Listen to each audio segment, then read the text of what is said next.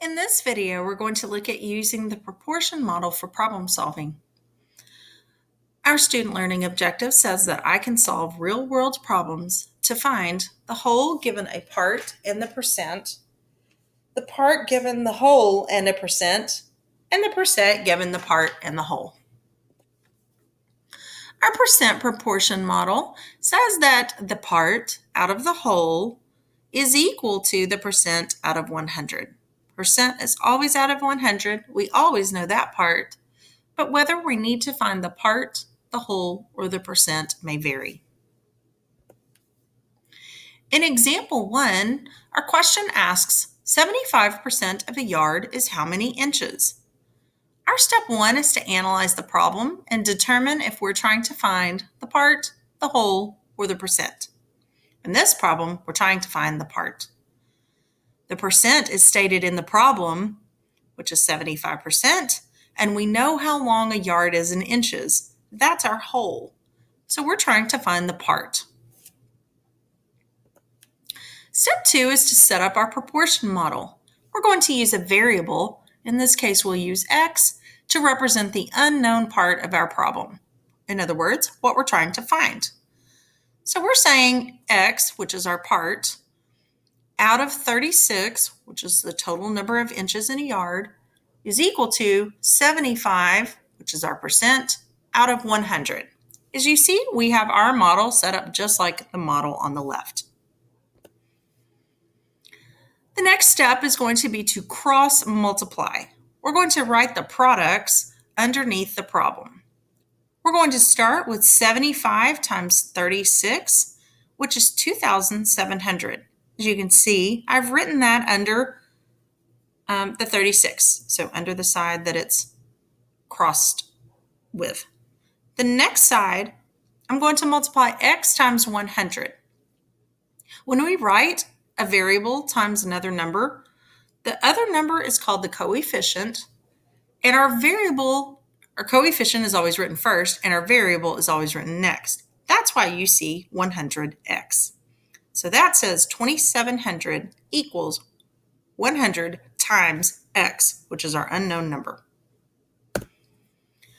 Step 4 is to isolate our variable through division. Since this problem says that 100 times some unknown number is equal to 2,700, we're going to use the opposite operation to isolate that variable, which is division. So we're going to divide by our coefficient. In other words, what we multiplied by, to undo that multiplication. So you can see I've written a fraction sign, or in this case it's a division sign, and 100 under each side. We want to make sure that we divide each side of our equation by our coefficient. Step 5 is to solve for our answer, and then step 6 is always check to see if our answer is reasonable. So since I divided each side by 100, that means I did 2,700 divided by 100, which is 27.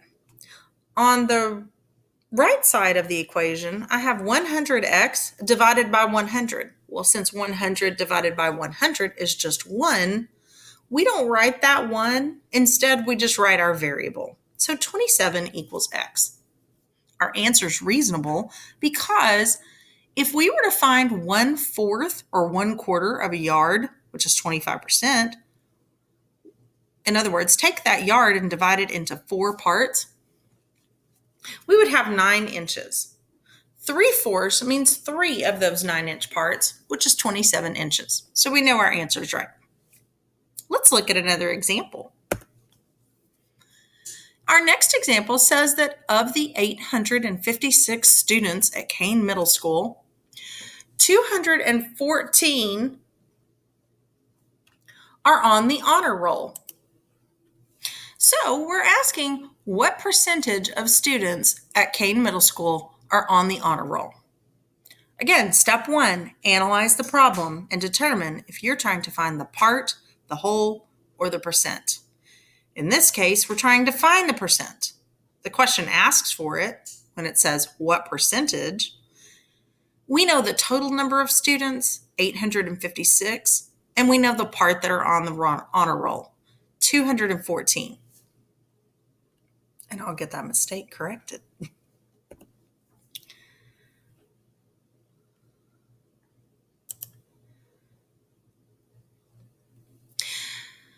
So step 2 is set up our proportion model. Again, we have the part, 214, out of the whole, 856.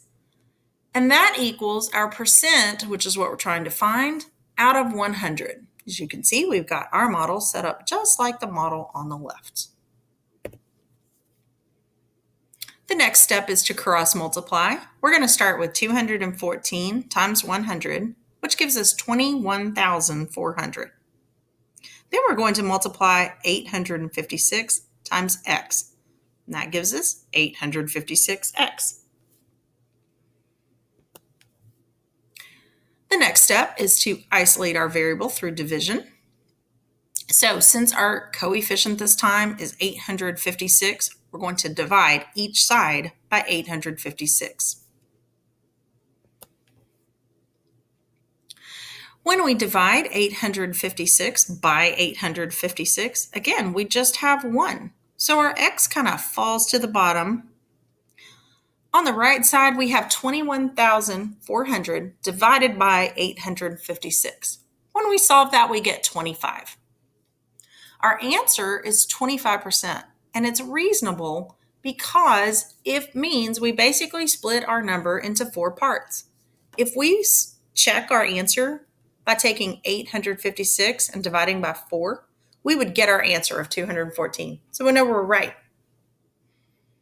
Let's look at one more example.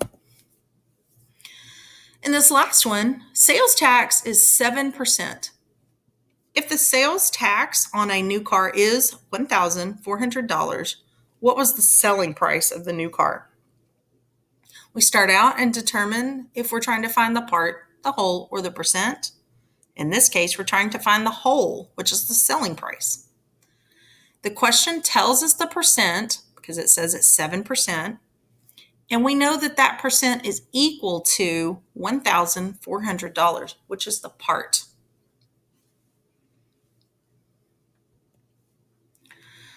The next step is to set up our proportion model. And again, it's our part out of the whole equals our percent out of 100.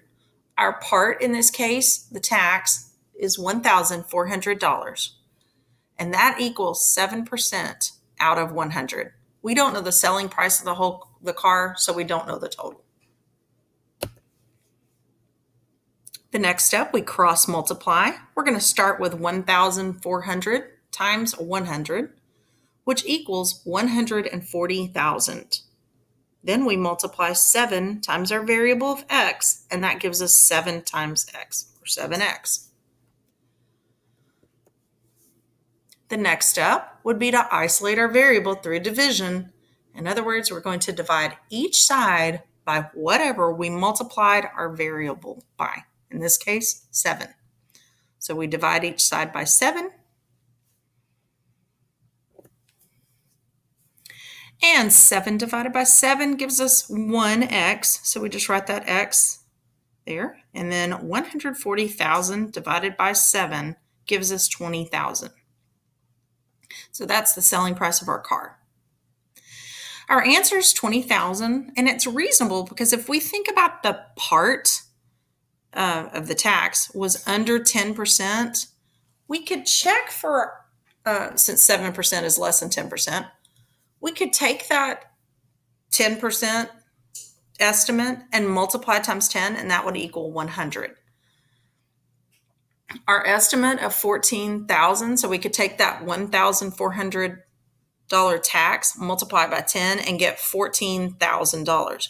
So our answer should be a little more than $14,000 because that would be 7% times 10. So our answer of $20,000 is pretty reasonable. Thank you very much. Make sure that you use that proportion model and always set up those problems according to it.